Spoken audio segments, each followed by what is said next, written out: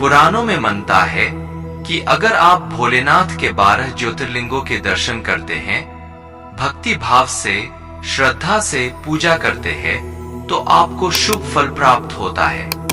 इससे पहले के वीडियो में हमने आपको भगवान शिव के पहले ज्योतिर्लिंग के बारे में बताया था और आज हम आपको दूसरे ज्योतिर्लिंग यानी मल्लिकार्जुन ज्योतिर्लिंग के बारे में विस्तारित बताएंगे। कहा जाता है कि यहाँ महादेव माँ पार्वती के साथ विराजमान रहते हैं।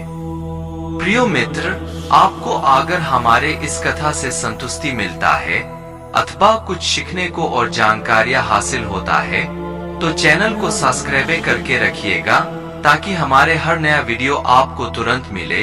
ओम नमः शिवाय। चलिए शुरू करते हैं। यह मल्लिकार्जुन ज्योतिर्लिंग भारत के आंध्र प्रदेश राज्य में कृष्णा नदी के तट पर श्रीशैल नाम के पर्वत पर विराजमान है। श्रावण मास देवों के देव महादेव का सबसे प्रिय एवं शिव भक्त के लिए इस महीना सबसे पवित्र है। इस महीना में शिव जी की पूजा आराधना करना अति फलदायी और शुभ है। श्रावण मास में शिव शंकर की अगर पूरी श्रद्धा से पूजा अर्चना किया जाए तो शिव भक्तों की मनोकामनाएं पूर्ण हो जाती है। आज हम आपको दूसरे ज्योतिर्लिंग यानी मल्लिकार्जुन ज्योतिर्लिंग के बारे में बताएंगे।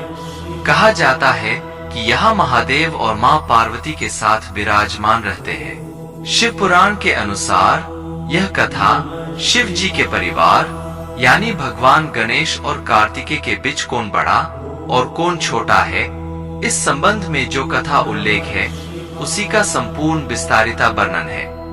भगवान शिव के छोटे पुत्र श्री गणेश जी कार्तिकेय से पहले विवाह करने चाहते थे। जब यह बात देवों के देव महादेव जी और माता पार्वती को पता चली तो उन्होंने इस समस्या को सुलझाने के बारे में विचार किया।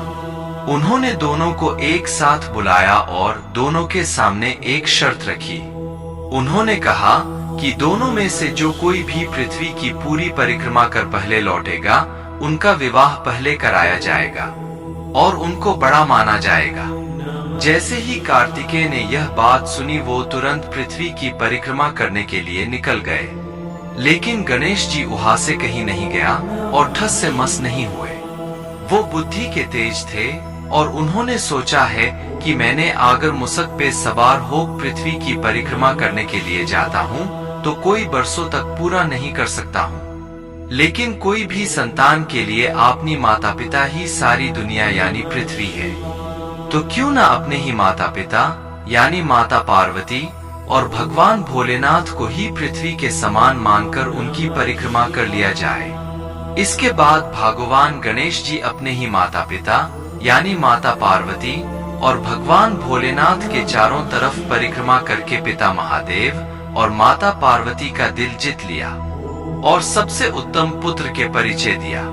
भगवान गणेश जी का इस तरह बुद्धि का परिचय देख के पिता महादेव और माता पार्वती अति प्रसन्न होकर और गणेश की चतुर बुद्धि को देखकर माता पार्वती और महादेव जी ने उनका सिद्धि और बुद्धि से विवाह करा दिया।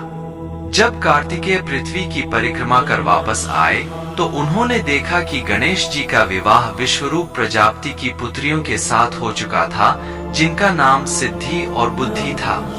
इनसे कुछ दिनों के बाद गणेश जी को क्षेम और लाभ 2 पुत्र भी प्राप्त हुए थे। कार्तिकेय को देवर्षि नारद ने सारी बात बताई। इस कार्तिकेय जी नाराज हो गए और माता पिता के चरण छूकर वहां से चले गए। कार्तिकेय क्रौंच पर्वत पर जाकर रहने लगे।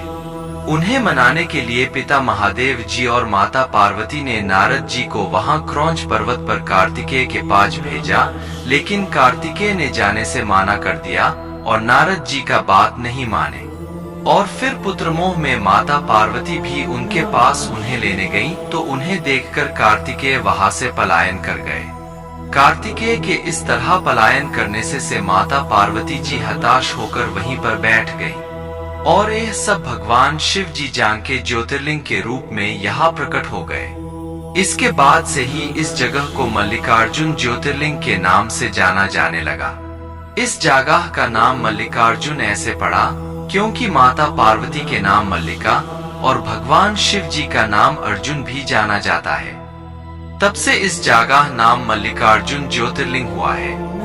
हर हर महादेव। ओम नमः शिवाय।